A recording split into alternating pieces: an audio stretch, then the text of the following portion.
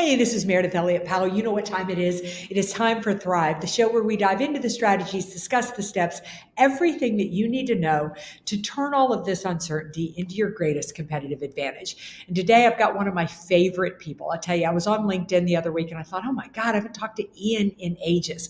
And there are so many nuggets in the times that I have interviewed Ian Altman before that I use those nuggets on a regular basis in my own business. So I feel like I have invited Ian back on here, partly to help my clients, but more to help me because I know I'm going to have great takeaways. So let's start the show and we'll dive into this incredible conversation about how to modernize the sales process so that you can compete more effectively in today's uncertain marketplace.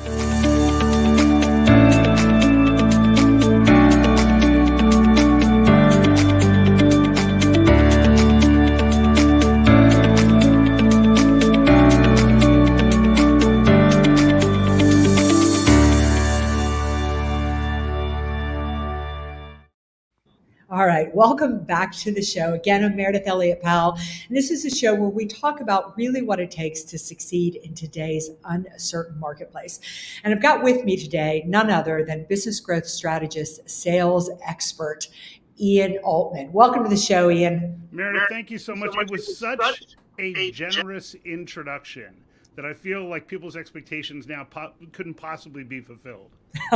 Not true. I got to tell you, one of my favorite lines that I use from you, and I use it all the time, is the line that, we found when we work in your industry, these are the problems, and this is how we have helped people. What a great line for an opening cold call. And it has been so effective for me. So, Ian, where I want to start is talk a little bit about how you got into sales and what really your path has been to create the business that you have now.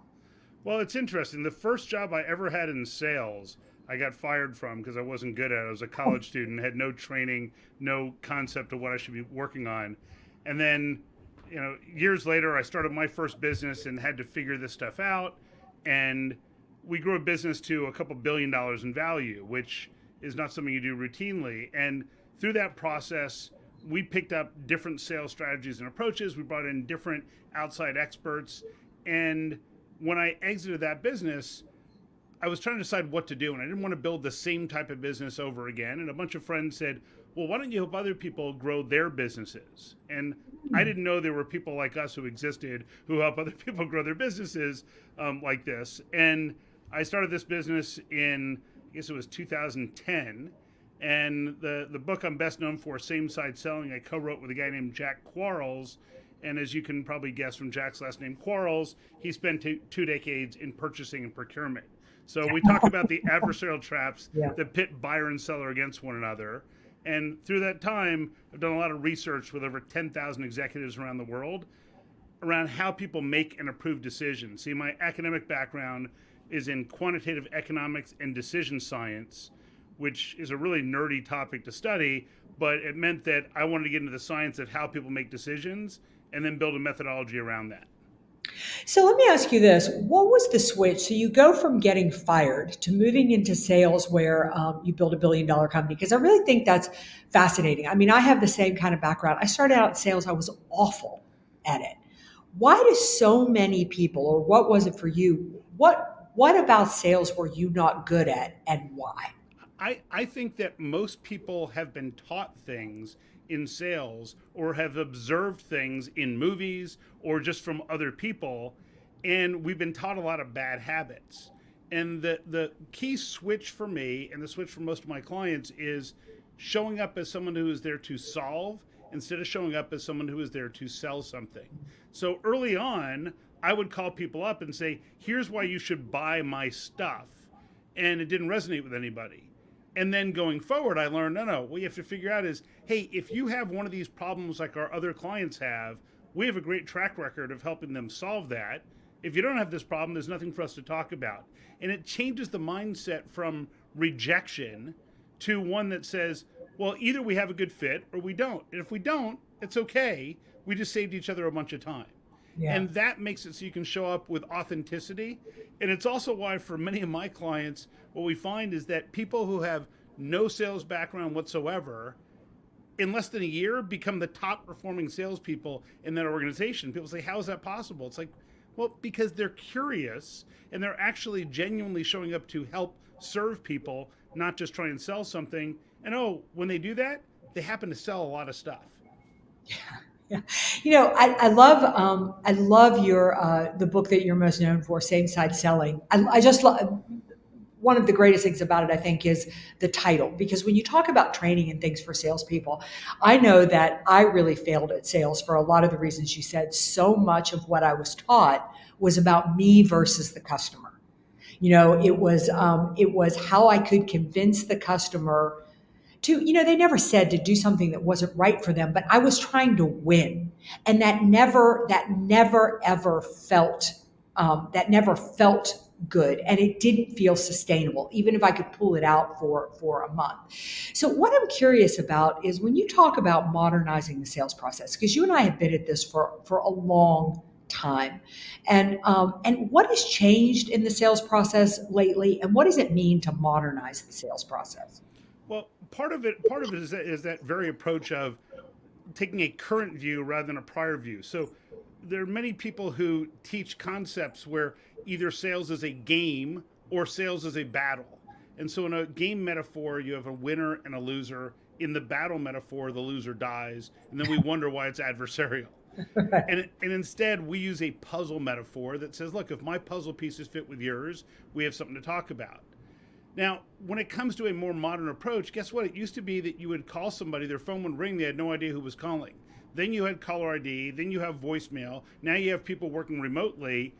If you can't capture and earn someone's attention early in the process, then it's a waste of time. So people who used to measure things like how many phone calls are you making, how many conversations, those aren't meaningful data points anymore. Instead, now we have to combine digital marketing, we have to combine content marketing strategies, video, with outbound, as well as a method for attracting clients for inbound inquiries. Because what we really need to be doing is, instead of saying this is the product or service that we offer, we have to think to ourselves, what is this person trying to solve, and can I talk about that?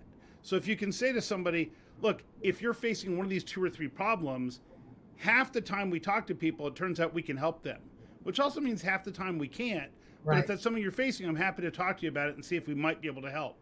What that does, it disarms the notion that your sole interest is in the sale, but instead you're focused on, can I help you solve something, and can you and I achieve the outcome that's meaningful?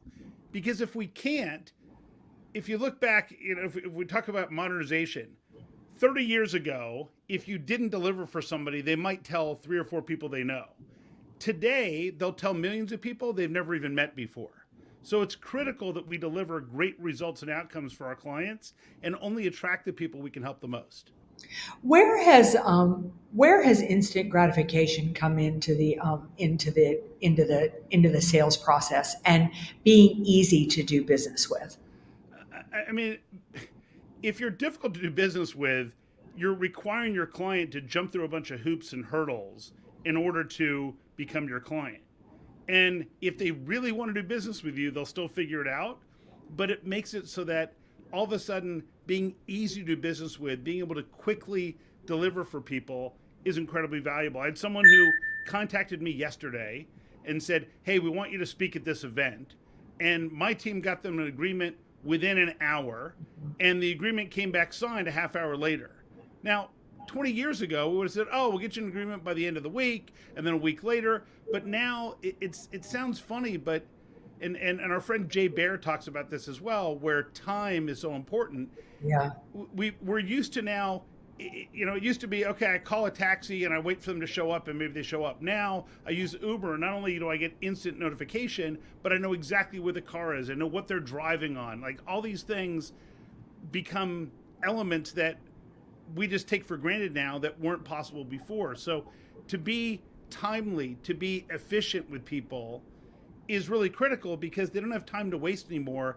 It used to be they would put up with salespeople who weren't efficient because they couldn't get information otherwise.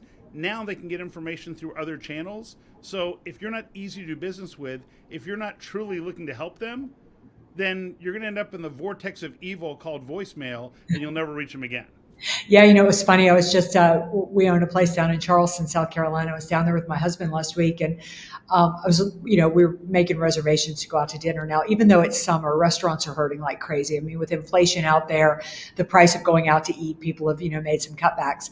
And I was looking at restaurants we love online, and one has stopped taking reservations, and you have to call if you want to get in there. And I thought, I'm not doing that. I mean, I'm not like, you just made this so easy for me, and that understanding that the customers moved into the position of control. I love what Jim is saying here. The first 5 seconds of a cold call that is hyper relevant. I think relevancy is a word that has become so much more important in today's marketplace, but I feel like it's almost vanilla in the sales place. What do we mean by being relevant? How does a salesperson become more relevant? Well, so if you're talking about yourself, then it's only relevant to you, maybe your spouse, and probably your dog, right? So that's a limited universe. But if we're talking about other people we help, then all of a sudden it changes things dramatically. So when Jim mentions this idea of the first 5 seconds of cold outreach are pivotal, you mentioned this at the beginning of our conversation. If I reach out and say, well, when other manufacturers, when CTOs and other manufacturing companies have reached out to me, it's usually because they're trying to solve one of 2 or 3 problems, but I don't even know if you're having those, and if you are, if I'm the right person to help you solve it. Now all of a sudden someone says, wait a minute, so you work with other people like us, and you're not yet sure if the solution you did for them would work for us? Well, let me see, because I have that same problem. Now, if they don't have one of those problems, then they probably aren't ripe for a conversation now anyhow. And that's the biggest challenge that people face, is they think to themselves, well, but if they don't care about these 3 things, what else might they care about? And what you have to really look in the mirror and say is, but if they don't have one of these 3 things they need to solve, are they going to make a decision to work with us in the short term anyhow? No, it's not a priority. So save yourself and save them the hassle, and say, you know what, let me check back with you in a few months, see if anything's changed. And their priorities may have shifted, and you can share relevant content, but it's all centered around what problem are they trying to solve, not what it is that you're trying to sell. And that's the biggest pivot that people have to make. Yeah, when I started using your line, I had gone from an opening cold email, used to be, Meridith Elliott Powell, I worked quite a bit in your industry. I'd list some people that I worked with, to opening up with, I work quite a bit in your industry. These are the top 3 issues that we see. We've got some innovative solutions on how to solve them. I'd love to know if we could help you. It just moved the opening from like, who cares if I've worked in your industry? That's a little relevant, but I understand the problems of your industry. And I love what you said. I really want to underline this, because I was working with I got a call, that actually inbound call to me from a credit union, big, huge credit union out west. And they were attracted to the fact that I work in the uncertainty space. But when I got in there and started having the conversation, the person who called me, when I got to the decision maker, the CEO, she didn't really feel that the financial services industry was going through much uncertainty. Yeah. Now, I could have argued that all day long, because I'm like, lady, you got your head in the sand. But to your point, that was a waste of my time and energy. And there's 1,000 other people that I could call on and I could be more successful with. Yeah, it's a different approach that basically gets us to acknowledge that our time is very valuable. And if we start wasting it with people who aren't a right fit, it means that we don't have the right time to help the people who are the right fit. And it's changing that mindset that's really critical, that a lot of people overlook.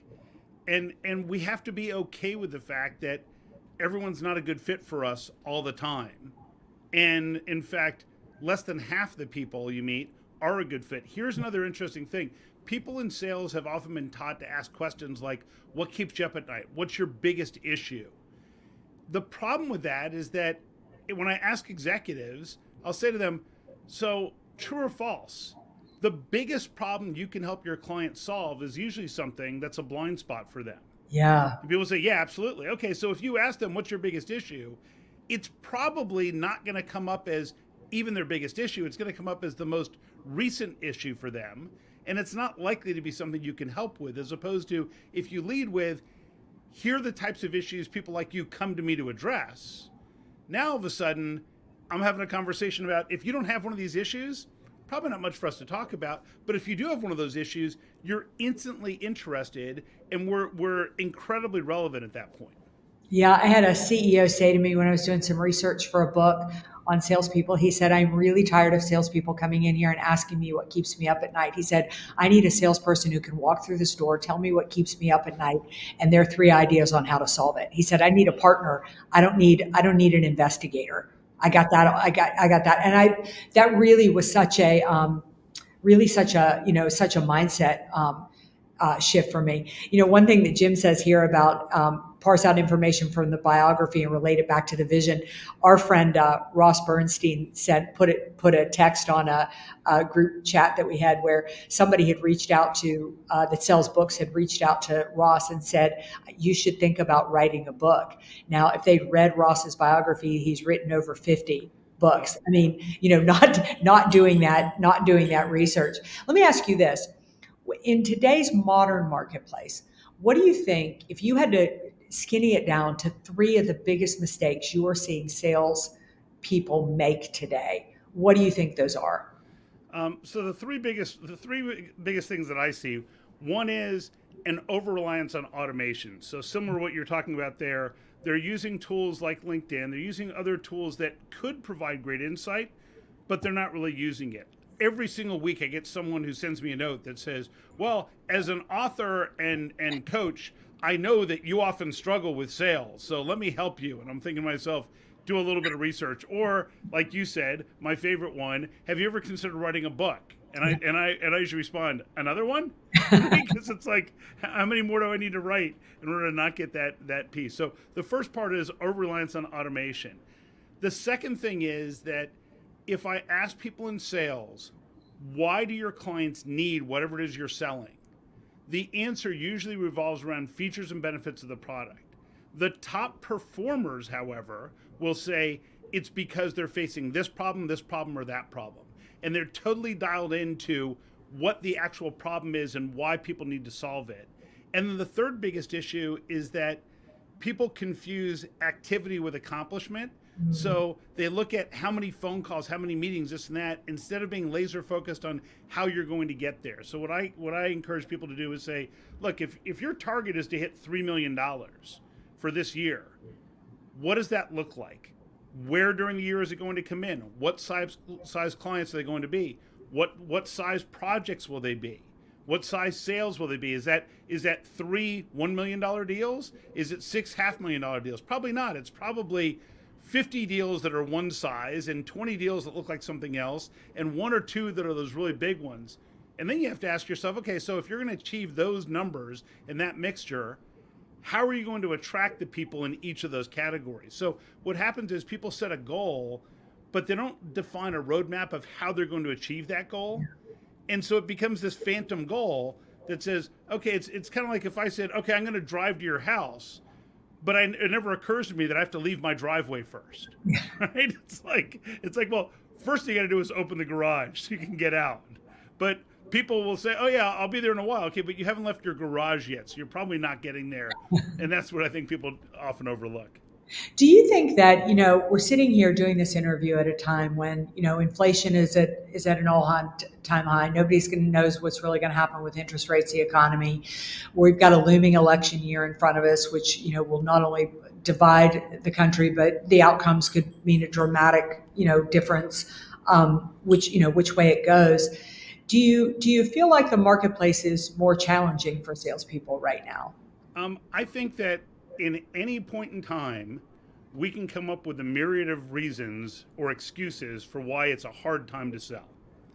And we can also, in those times, recognize that the people who put blinders on to avoid those distractions and focus instead on what their clients are trying to solve often thrive and grow dramatically. One of the case studies that we share is a company called Dome Construction out on the West Coast. They were between 100 and 120 million a year for 3 years, and they were kind of stuck in that area, which is a good sized business, but wasn't where they felt they could be.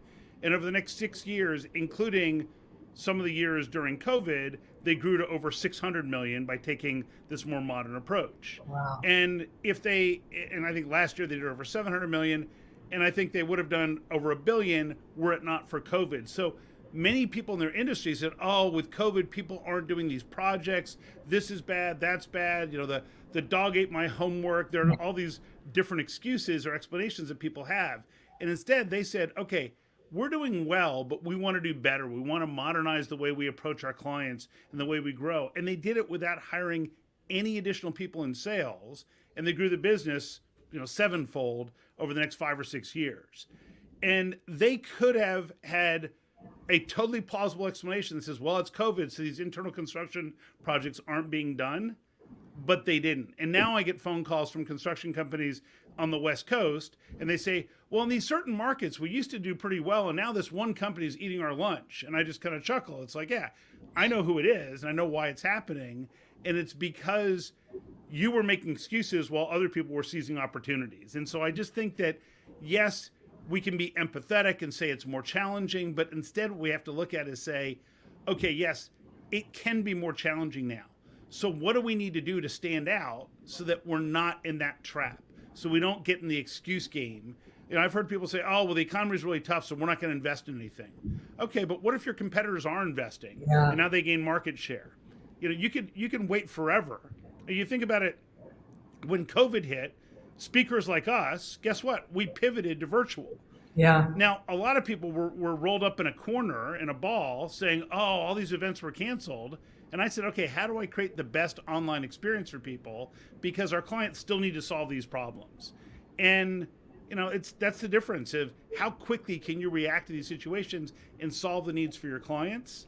And then regardless of conditions, you'll still thrive. Yeah. And I think, I also think that I feel like while the marketplace is more challenging, it's also a lot more open because most people do pull back. And I think customers remember who shows up when the economy gets challenging, because quite frankly, when the economy gets good, we're not selling, we're order taking. Yeah. Well, and if you do a good job at figuring out how to sell when things are tough, then your clients remember, wow, when we were having a tough time, these people came in, they helped us figure out where we should focus our efforts. They solved something important. And the other thing to remember is this: when things are good, when times are really good, people can afford to make a mistake and recover. Yeah. When times are tough, they can't afford to make a mistake.